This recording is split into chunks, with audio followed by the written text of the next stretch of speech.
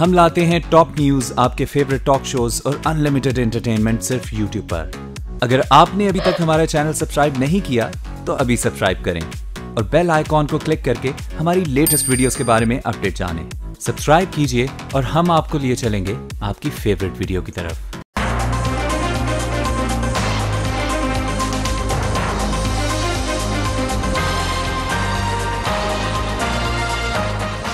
السلام علیکم، voice of America Washington سے میں ہوں سارہ زمان اور میں ہوں ثاقب الاسلام۔ آج کے شو میں کلبھوشن یادو کے اہل خانہ کے دورہ پاکستان پر بھارتی وزارت خارجہ کا رد عمل، اور شمالی کوریا کا سب سے بڑا اتحادی چین بھی اب اس سے دور۔ پروگرام میں اور بھی بہت کچھ شامل ہے۔ شروع کرتے ہیں ویو 360۔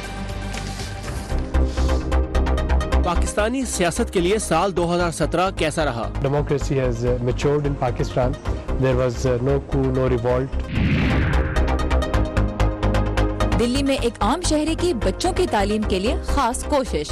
میں یہاں سے پڑھ کے وکیل بننا چاہتا ہوں۔ اور حضرت عیسیٰ علیہ السلام سے متعلق تحقیق کا حیران کن نتیجہ۔ شمالی کوریا کے جوہری عزائم کو روکنے کے لیے امریکہ ایک عرصے سے اس کے سب سے بڑے اتحادی چین پر دباؤ ڈال رہا ہے کہ وہ شمالی کوریا کے ساتھ تعلقات کی نوعیت بدلے، اور اب یہ بات سامنے آئی ہے کہ چین شمالی کوریا کے خلاف سخت اقدامات اٹھا رہا ہے۔ امان اظہر اس وقت ہمارے ساتھ ہیں کیپٹل ہل سے۔ امان، کیا تفصیلات ہیں چین کے ان اقدامات کی؟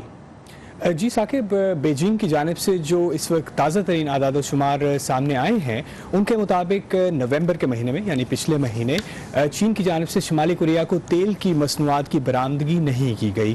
البتہ اس کے اندر خام تیل کی مصنوعات کے متعلق اشارہ نہیں دیا گیا کہ آیا وہ بھی بند کی گئی ہیں یا نہیں، اور یہ کافی سخت اقدام ہے اور اس سے زیادہ جس کی توقع اقوام متحدہ کی قراردادیں ممبر ممالک سے کرتی ہیں۔ اور یاد رہے یہ ایک ایسے وقت میں یہ اقدام سامنے آیا ہے جب ابھی جمعے ہی کو سلامتی کونسل نے نئی اقتصادی پابندیاں عائد کی ہیں شمالی کوریا پر تاکہ اس کے جوہری اور بیلسٹک میزائل پروگرام کو محدود کیا جا سکے۔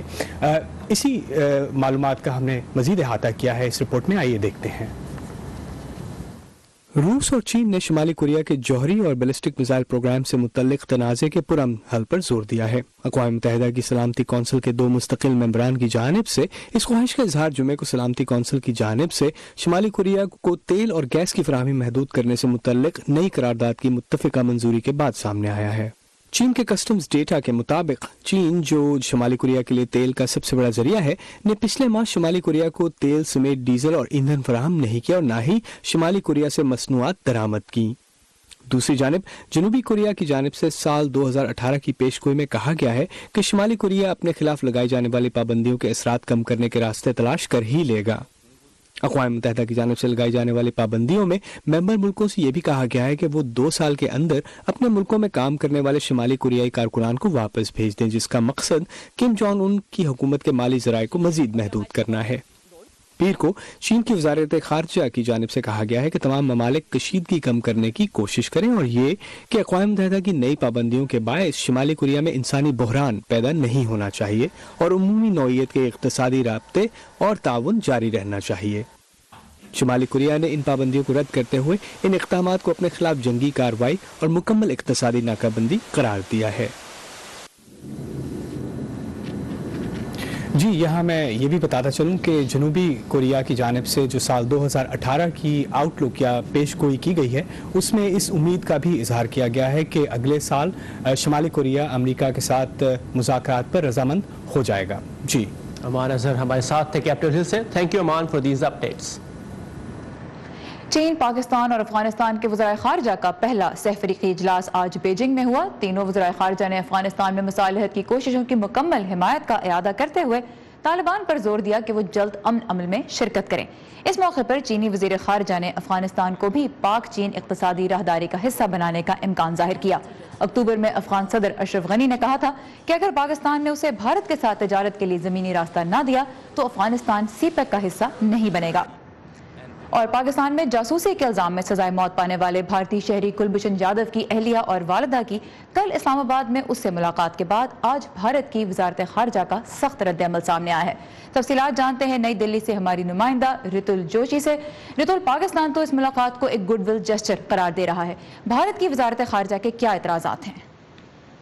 اس کے ٹھیک الٹ ہیں سارا، کیونکہ کل آپ کو یاد ہوگا جب میٹنگ ہوئی تھی اور جس طرح سے وہ ایک گلاس وال کے اکراس دونوں کی میٹنگ ہوئی تھی، اس کے بعد جو انڈیا میں جو پبلک اوپینین تھا، جو پبلک سینٹیمنٹ تھا، وہ بڑا ہی اسٹرانگ اور بہت ہی نیگیٹو ہو گیا تھا پاکستان کے خلاف. جو تھوڑا بہت گڈ ول بنا بھی تھا اس بات کو لے کے کہ ملاقات کی اجازت دی گئی ہے، وہ اس میٹنگ کے طریقے کے بعد پوری طرح الٹ گیا تھا. انڈیا کی اگر میں منسٹری آف ایکسٹرنل افیئرس کی بات کروں، انہوں نے پورے 24 گھنٹے کا وقت لیا اپنا ریاکشن دینے کے لیے، لیکن ریاکشن بڑا ہی سخت رہا. ان کا کہنا ہے کہ ایک انڈرسٹینڈنگ ہوئی تھی دونوں ملکوں کے بیچ کہ کس طرح سے اس میٹنگ کو انجام دیا جائے گا، لیکن پاکستان نے لیٹر اور اسپرٹ کو وائلیٹ کیا ہے اس پوری انڈرسٹینڈنگ کے. ان کا کہنا ہے کہ جو بھی باتیں ان کو بتائی گئی تھیں وہ پوری طرح سے الٹ نکلی. جیسے جو بھارت کے ڈپٹی ہائی کمشنر تھے، ان کو اس میٹنگ کے دوران موجود ہی نہیں رہنے دیا گیا، ان کو باہر ایک گلاس پارٹیشن کے دوسری طرف سے، وہ بھی جب انہوں نے بہت گزارش کی تب جا کے اس میٹنگ کو دیکھنے کا موقع ملا. ان کا یہ بھی کہنا ہے کہ کلچرل اور ریلیجس جو سینسیبلٹیز تھیں ان کی مدر اور وائف کی، ان کو بھی وائلیٹ کیا گیا.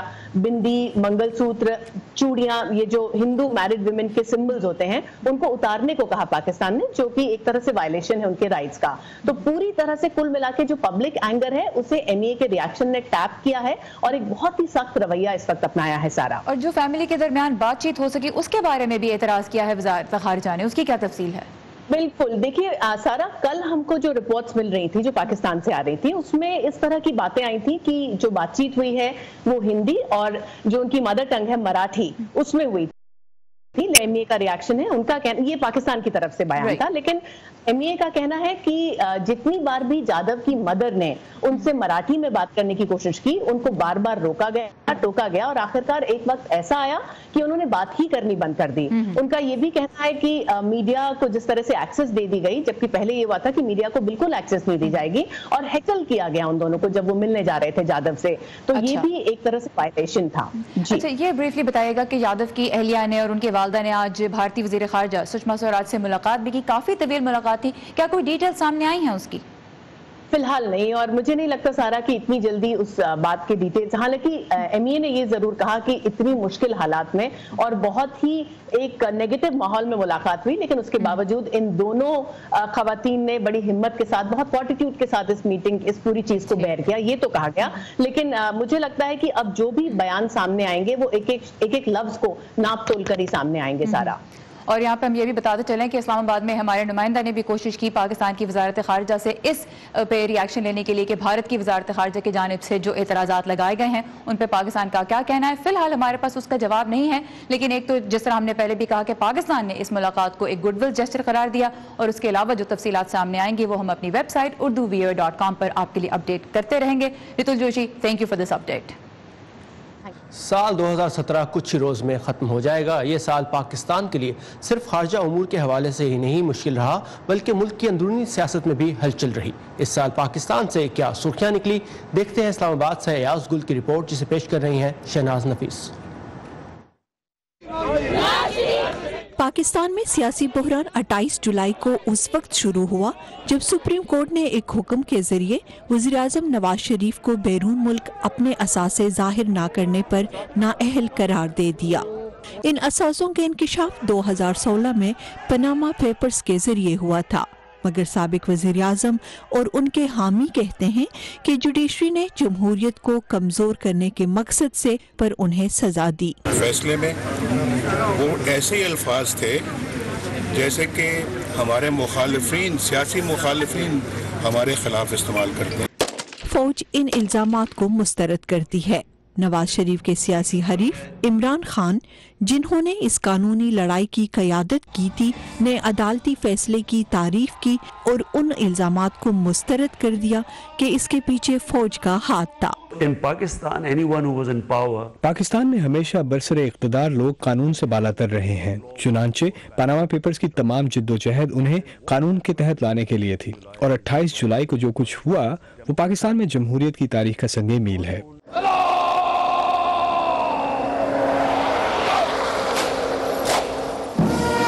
نواز شریف کی برطرفی کے چند روز بعد پارٹی میں ان کے دیرینہ ساتھی شاہد خاقان عباسی کو وزیراعظم بنایا گیا، اور یوں ان افواہوں کا خاتمہ ہوا کہ فوج اقتدار پر قبضہ کر لے گی.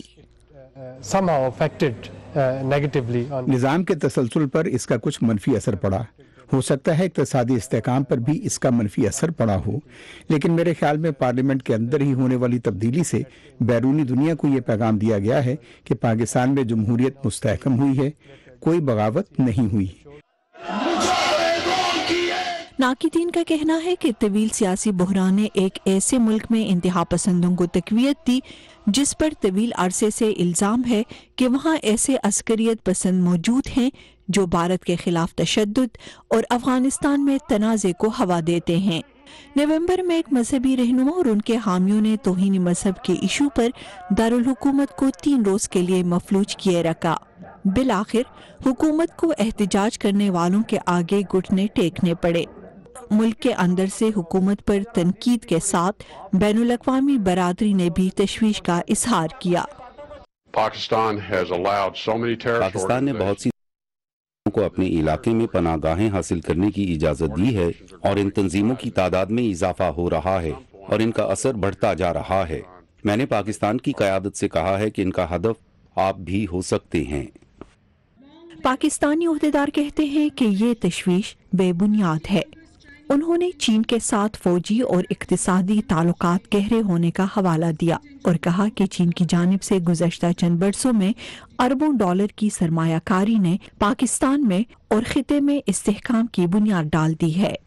ایاز گل کے ساتھ شہناز نفیس، اردو VOA. پاکستان کے حالات پہ ہم نے نظر ڈالی. امریکہ کی بات کریں تو اس سال صدر ڈونلڈ ٹرمپ نے یہاں اقتدار سنبھالا اور پہلے ہی ہفتے پناہ گزینوں اور 6 مسلم ممالک سے مسافروں کی آمد پر پابندی کا حکم نامہ جاری کر کے ایک قانونی جنگ چھیڑ دی جو اب بھی جاری ہے. بظاہر وہ اپنے ووٹ بینک کو خوش کرنے میں مصروف رہے، لیکن تجزیہ کاروں کی نظر میں یہ حکمت عملی نقصان دہ بھی ثابت ہو سکتی ہے. صدر ٹرمپ کو اس سال کن بڑے سیاسی چیلنجز کا سامنا رہا اور آنے والا سال کیسا ہو سکتا ہے، آئیے دیکھتے ہیں اس رپورٹ میں. صدر ڈونلڈ ٹرمپ نے اپنی صدارت کے سے انتخابی مہم کے دوران کیے گئے وعدوں کو پورا کرنے کے عزم کا اظہار کیا تھا. آج کے دن سے ایک نیا تصور ہماری سرزمین پر حکومت کرے گا. آج کے بعد صرف سب سے پہلے امریکہ. تاہم سال 2017 ایسے کئی عوامل سے بھرا رہا جن کے باعث صدر کی توجہ اپنے ایجنڈے پر عمل درآمد سے بٹی رہی. ان میں ٹویٹر پر اپنے ناقدین سے جھڑپیں، صحت عامہ سے متعلق ان کے ایجنڈے کی ناکامی اور روس سے ملی بھگت سے متعلق تحقیقات کا نہ ختم ہونے والا سلسلہ شامل ہیں. وہ لاکھوں ڈالر خرچ کر رہے ہیں. کوئی ساز باز نہیں تھی. میں نے کبھی روس فون نہیں کیا. میرا روس سے کوئی لینا دینا نہیں ہے. تاہم یونیورسٹی آف ورجینیا کے لیری سپارو کہتے ہیں کہ صدارت کے پہلے سال کے دوران انہیں درپیش مسائل رائے عامہ کے جائزوں میں ان کی مقبولیت کی مایوس کن شرح میں دیکھے جا سکتے ہیں. صرف یہ نہیں ہے کہ 60% امریکی ان کی کارکردگی سے مطمئن نہیں ہیں. زیادہ اہم بات یہ ہے کہ ان کی کارکردگی سے مطمئن امریکیوں کی تعداد کے مقابلے میں ان کی کارکردگی سے ناخوش امریکیوں کی تعداد 2 گنا زیادہ ہے.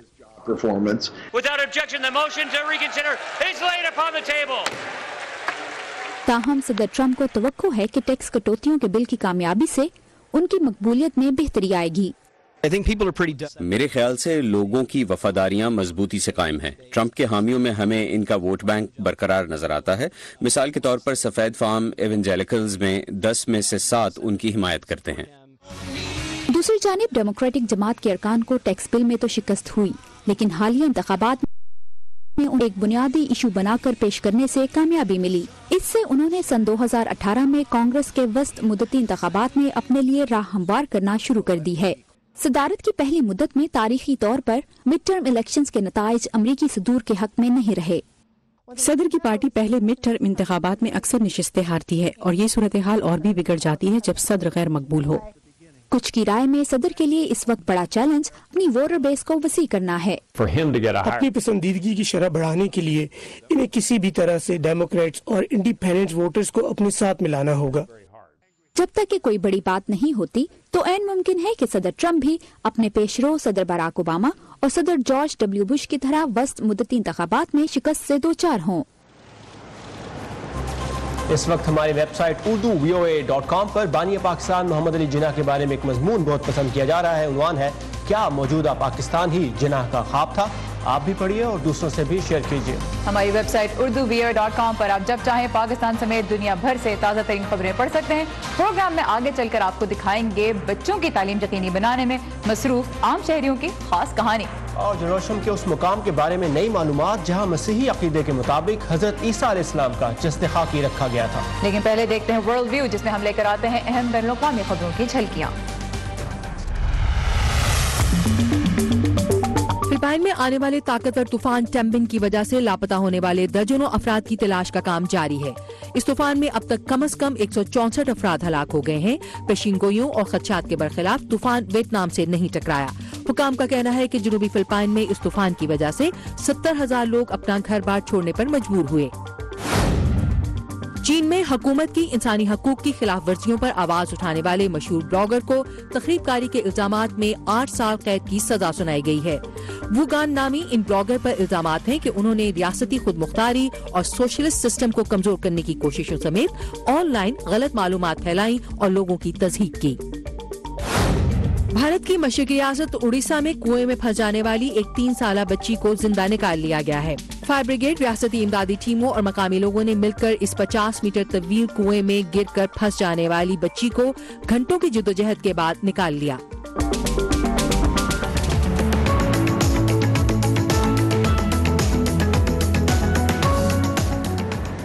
तालीम हर बच्चे का बुनियादी हक है, लेकिन जब हुकूमतें ये फर्ज निभाने में पूरी तरह से कामयाब नहीं होती तो फिर बाज़ औक़ात बच्चों के इस हक के लिए आम शहरी कदम बढ़ाते हैं। और इसकी एक मिसाल है भारत के दारुल हुकूमत नई दिल्ली का एक स्ट्रीट स्कूल, जो कि एक मेट्रो पुल के नीचे 2006 से चलाया जा रहा है। और आम शहरियों की ये कोशिश बच्चों के मुस्तकबिल कैसे बदल रही है, आइए देखते हैं जुबैर डार के साथ यूसुफ जमील की इस रिपोर्ट में। 40 साला राजेश कुमार शर्मा पेशे से पंसारी हैं, लेकिन अपनी किरियाना की दुकान खोलने से पहले वो हर सुबह इस मेट्रो पुल का रुख करते हैं। इस पुल के नीचे गरीब घरानों के 250 से ज्यादा बच्चे इनके और उस तालीम के मुंतजिर होते हैं जो राजेश कुमार पिछले 10 साल से बगैर किसी मुआवजे के बांट रहे हैं। एक पेड़ के नीचे बैठ करके 2 बच्चों से स्टार्ट किया था और वो ऐसे कहते हैं ना बीज बोए कि आज उस बीज की बदौलत ही यहाँ पर जो है 250 बच्चे उसकी वजह से चलते चले आ रहा है। मैं दुनिया में आगे अगर मैंने कुछ काम किया तो एक नेक काम यही है जो कि मैं बच्चों को जो है एजुकेट कर रहा हूँ, जो कि ये बच्चे कभी स्कूल के रास्ता नहीं देख पाते, आज वो रास्ता देख करके अपना जो है भविष्य को सुधार रहा है। यहाँ आने वाले तालिब इल्मों में से कुछ करीबी स्कूल्स में ज़ेर तालीम हैं। इनके यहाँ आने का मकसद कोचिंग की सहूलत से फायदा उठाना है। दूसरों के लिए ये स्कूल तालीम हासिल करने का वाहिद जरिया है। लक्ष्मी चंद्र यहाँ एक उस्ताद हैं। हम यही चाहते हैं कि संसार में कहीं भी हो, गरीब बच्चे जो भी हो, उनको शिक्षा देने के लिए पावरफुल पर्सन आगे आए। गरीब बच्चे जब पढ़ाई नहीं करते हैं तो गलत रास्ते अपनाते हैं और समाज के लिए अहितकर काम करते हैं। भारत में इस वक्त ख्वानदगी की शरह 74.04% है। ओहदेदार ये भी कहते हैं कि 1980 के बाद से मुल्क में स्कूल की तालीम से महरूम बच्चों का तनासुब 50% से कम होकर अब सिर्फ 10% रह गया है। नाक़दीन और माहिरीन दोनों इस दावे को दुरुस्त नहीं समझते हैं। उनका कहना है कि स्कूल न जाने वाले बच्चों की तादाद इससे कहीं ज्यादा है।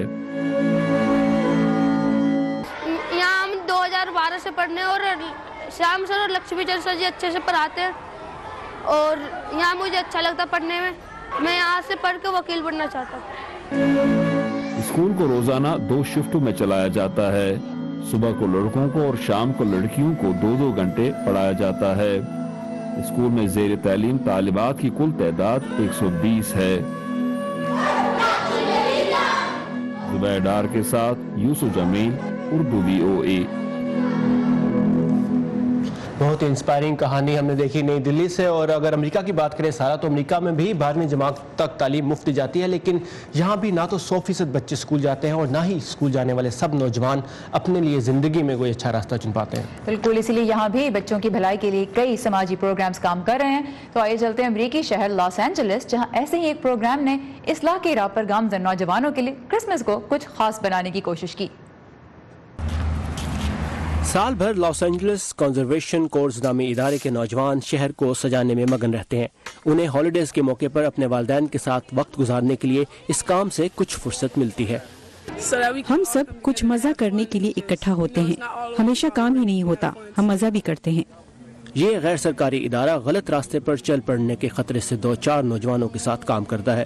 Senior programme director Alex Lopes کبھی خود ایک اسٹریٹ گینگ کا حصہ تھے اور جیل میں سزا بھی کاٹ چکے ہیں.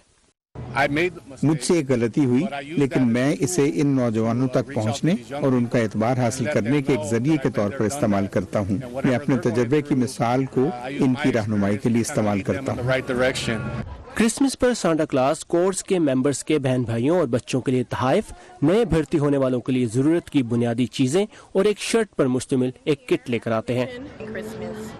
یہ سب شیئر کیا جاتا ہے ہالیڈیز کے موقع پر اور ان مواقعوں پر جو اس پروگرام کے ذریعے نوجوانوں کو ملتے ہیں. میں نے ہائی اسکول کی تعلیم ادھوری چھوڑ دی تھی. میں نے اپنی زندگی میں کچھ غلط فیصلے کیے, لیکن مجھے معلوم نہ تھا کہ آپ غلط راہ سے واپس بھی آ سکتے ہیں. ڈینیس نے اس کام کے ساتھ سائیکالوجی میں بیچلرز کی ڈگری کے لیے کالج کی پڑھائی بھی کی. یہاں کے اراکین یا یوتھ کورس کی کئی اقسام ہیں. ایک تو وہ ممبرز ہیں جو قدرتی ماحول کی حفاظت کا کام کرتے ہیں. یہ سب دراصل دوسروں پر سرمایہ کاری کرنے سے متعلق ہے. اور اس میں ہالیڈیز کا یہ وقفہ بھی شامل ہے جس کا مقصد دوستوں اور گھر والوں کے ساتھ خوشیاں بانٹنا ہے.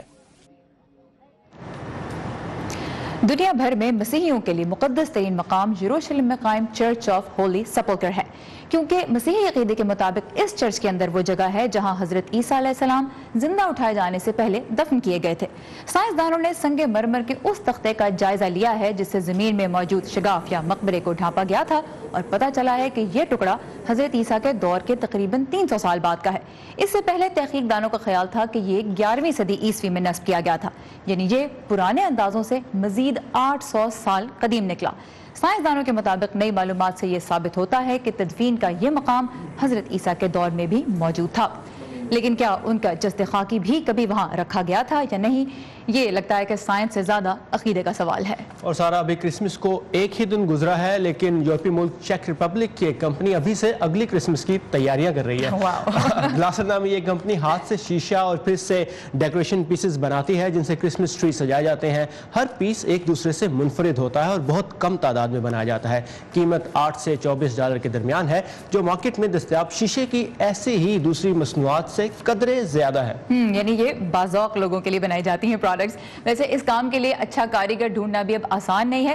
یہ کمپنی اپنے کاریگروں کو کام پتہ ہے کیسے سکھاتی ہے, ماہر کاریگروں کی ویڈیوز دکھا کے. تو یعنی وہ جو انٹرنیٹ کے ٹیوٹوریلز ہیں نا جو ہم اور آپ لیتے ہیں بہت سی چیزوں کے لیے, وہ اس کام میں بھی اب آتے ہیں. اور سارا ان میں کیونکہ مختلف ملکوں میں مختلف ڈیزائن پسند کیے جاتے ہیں, تو کمپنی کا کہنا ہے کہ ناروے, ڈنمارک اور سویڈن میں برف بہت پڑتی ہے اور سردیوں میں دن بہت چھوٹا ہوتا ہے, تو وہاں لوگ ہلکے پھلکے اور سادہ پیسز پسند کرتے ہیں. جبکہ ادر ہینڈ فرانس, اٹلی اور سوئٹزرلینڈ میں لوگ بہت ہی ڈیزائن دار اور ماڈرن قسم کے کرسمس ٹری ڈیکوریشن خریدنا چاہتے ہیں, اور اس میں ان کو گلٹر یعنی وہ جو چمکدار جو ہوتی ہے مٹیریل وہ ان کو بہت پسند ہے, اور وہی مجھے لگتا ہے کہ ٹری کی اصل خوبصورتی بھی ہوتی ہے. جب سجایا جاتا ہے تو سب سے جب پارٹیز ہوتی ہیں اس میں آپ پیسز لے کر آتے ہیں اور پھر آپ اپنے ہاتھ سے ٹری سجاتے ہیں, تو وہ ایک بہت ہی خوبصورت ایک سیلیبریشن ہے کرسمس کی.